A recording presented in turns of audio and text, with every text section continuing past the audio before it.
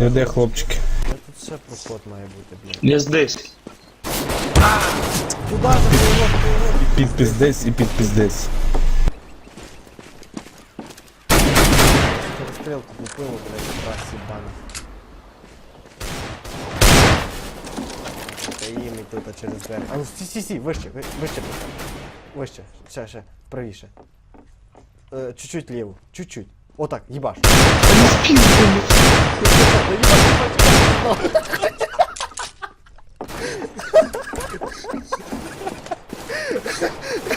Чё, заебись расстрел? Прощай. Скажи, да, блядь.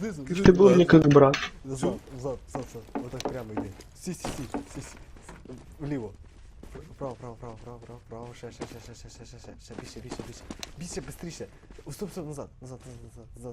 Ще, назад. О, стоп, стой. Правіше чуть. Ще чуть. О, все, ебать.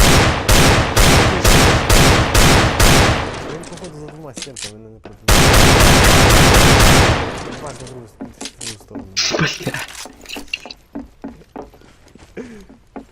Кажи, де він, блядь. Так, іди прямо. О, там. Право. О, бачиш? О, ось стінка. Ти бери. Отут? Лівіше. Вище. Лівіше. Нижче. Він сидить. Ще нижче. Лівіше. Отак, їбаш.